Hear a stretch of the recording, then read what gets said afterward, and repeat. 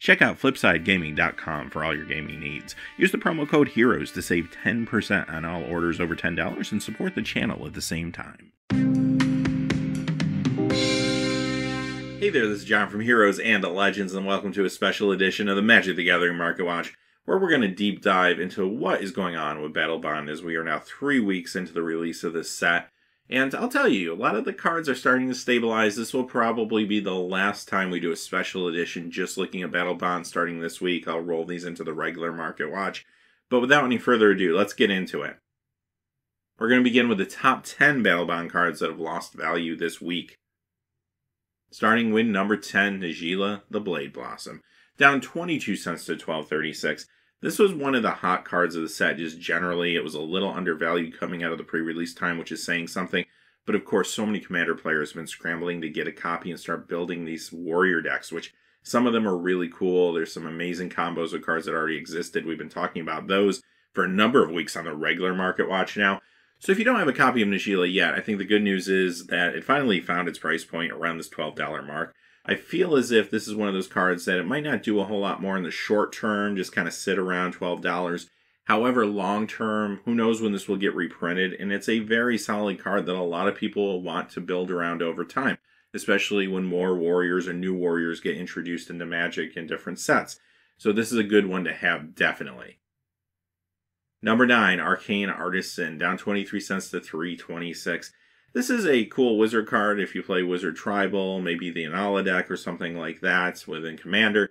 But it is a mythic rare. It's a little bit softer compared to some of the others. I do think it will come down a little more probably in the coming weeks. But if you can find these for around $2.50, $3, I think that'll be a pretty good deal for you. Number 8, Luxury Suite, down 23 cents to $5.34. Finally, these dual lands also finding their price point. And depending on the color combination, they seem to be sitting between the $5 and $7 mark. This one, being Rakdos Colors, is a little bit weaker. So, no surprise it's going down slightly this week. And I do think if you can find these maybe around $4.50, $5 in the weeks to come, it's probably a good pickup for you. Number 7, Seedborn Muse, down 23 cents to $8.25. Pretty exciting reprint here. Glad to see that this is now much more affordable for folks that wanted it. A lot of people were waiting for a reprint. It finally happened. I do think it goes down slightly more before it stabilizes. Again, maybe around $7 or so is a good price if you want to pick it up. Number 6, good old Chain Lightning, down 29 cents to $1.48 this week. And this has been reprinted many times, and this time it's an uncommon, of course. So I can't even imagine what this card would be if they never reprinted it. Let's pretend it was a reserve list card or something. Chain Lightning from Legends would be through the roof. So it's a good thing that we have these opportunities to print cards like this. And even so, it's still at $1.50 right now. I do think it comes down slightly more, but don't expect to pay much less than $1 for these ultimately. Number 5, Vigor, down 30 cents to $3.50. Another card that has been a solid performer, just staple card for a long time in the Commander format and in casual formats. So again, we find a card with an opportunity to pick it up at a cheaper price. It will come down maybe slightly more in the next few weeks, but if you can find these for $2.50, $3, I think it's a good pickup. Number 4, Nurkana Revenant, down 36 cents to $6.63. Mono Black fans in casual formats, you're going to be happy that this got reprinted, definitely. Much, much better price point than the original was at, and actually still is at. So if you want to get this card, I would maybe wait another week or two, kind of follow the pricing. But I do think it's not out of the question to find these between $5 or $6. And if you do, I think it's a good pickup. Also great for Vampire Tribal builds, which have been very popular over the last year or so in Commander. Number 3, another reprint here with Spell Snare, down 41 cents to $1.16. This one reminds me a lot of Chain Lightning in the way that I wouldn't expect to pay much less than $1 for it. Probably this will stabilize close to the 90-cent dollar point. And if for some reason you don't have them in your collection, pick them up. You want a play set of these. Number 2, Spellseeker, down 77 cents to $7.47. This one's a rare. It's not a mythic, but it was pretty popular coming out of the pre-release time just because it's a solid tutor card. For 3 mana, being able to look for any instant or sorcery card, converted mana cost 2 or less, is a great effect in Commander or casual formats especially. And it's a wizard, which definitely could be relevant sometimes. Again, I do think it goes down some more, being rare and not mythic. There's just a little more quantity out there. But if you can find these maybe within the coming weeks around the $5 to $6 mark, it's probably where I feel comfortable making the purchase. Number 1, of course, Arena Rector. down $1.69 to $19.99. Now, you might be saying to yourself, wow, this card feels soft. It's going down quite a bit. Part of the reason, though, is it was super hyped coming out of the pre-release, and the pre-release price was maybe a little too high. This is a mythic rare, not a rare, so quantities are a little less than some of the other cards we've been talking about today. But basically, if you're playing Commander or really any casual format with Planeswalkers, and you are in white, like, there's no reason not to have this card. So it's one of those cards that a lot of players are trying to pick up and trying to scramble and get. I do think it comes down a little more, but I don't expect this card to get much lower to maybe, best case scenario, $15, $16, $17, just because it's always going to be a hot sought after card. And again, another one, who knows when we're going to see it reprinted, honestly. All right, let's move on to the top 5 Battlebond cards that have gained value this week. And I'm doing 5 and not 10 because, honestly, I looked at 10 through 6 and they're not moving at all. We're talking pennies. They could have been almost any card. But that is something that's important to know because it does tell you that the set is probably at the point where the prices are all stabilizing and you can start to feel safe about making your pickups. If not this week, maybe within the next 2 or 3 weeks. Definitely after the core set hits, I would look harder at these cards or any singles you haven't picked up, just because a lot of attention will just shift to the new set at that point. So let's see what's going on with number 5. It's Magmatic Force, up 9 cents to 49 cents. So again, this almost could have been any card. Even the number 5 spot was pretty weak. And again, an indication that things are stable.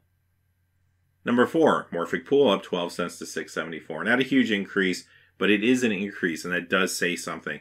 Now, of course, this is one of the dual lands. This being the Dimir colors is going to make it a little more sought after typically. So not too surprising this one's going up where we saw one going down just a few moments ago. But honestly, I think, again, like sitting between $5 and $7 is where you'll find these things, most likely for a while. Number 3, Archfiend of Despair, at 41 cents to 3.45. I do think this one's undervalued and actually has been for a little while. People are catching on to it now. It is a mythic. Quantities are a little lacking. And the raw power level behind this card is very strong, especially in a multiplayer game like Commander. I can imagine just putting this out like a Pillow Fort style deck, trying to protect it and protect myself, leaving my opponents with 2 options. Either find a way around my defenses and team up, or start to take the opportunity maybe to take each other out and then deal with me later.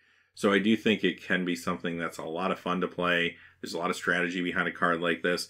And I feel like this is one of those cards that starts off kind of quiet, but as time goes on and it doesn't see a reprint as the months go by, yeah, this could become your $10, $15, $20, maybe even $25 card from the set before we finally see a reprint. Number 2, Doubling Season, of course, up 41 cents to 42.39. So if you were wondering when to pull the trigger on Doubling Season, I think it's about now. If you can find these around the $40 mark, get them. They might be slightly more than that. If that's the case, that's fine too. Now, the older versions of the card have been coming down a little bit. They're settling in around the low 50s currently. We've been seeing those on the Market Watch.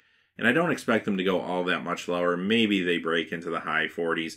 This one, I don't think goes lower at this point at all. In fact, it will creep up maybe to the mid 40s. I think that's where all those cards will stabilize. And then, over time, again, until we get another reprint, who knows when that will be down the road, these will start creeping up again, including this one. So, here's your chance. Go out there and buy it. I wouldn't wait on this one. Number 1, same story here. Land tax up 43 cents to $18.99. Very sought after reprint. Add Mythic, much like Doubling Season. And much like Doubling Season, I think it has seen its lowest price point. If you can find these for under $20, just go for it. You want to add at least one to your collection. Alright, with that being said, that is the state of Battlebond. So I think the moral of the story here is if you're waiting to buy some cards, you want to start thinking about pulling the trigger. Some of the hot cards aren't going to go down anymore.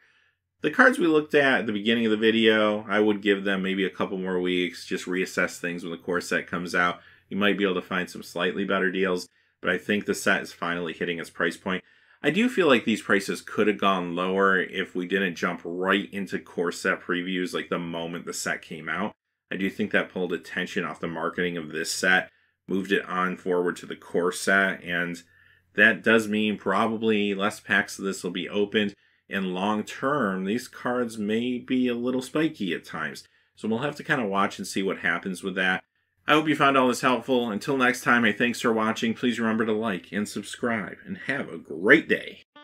Hey, thanks for watching. This video is made possible by the generous support of viewers like you on Patreon. Check out the description below for links to our Patreon page as well as our Amazon affiliate store, where a small percentage of all sales will also help support the channel.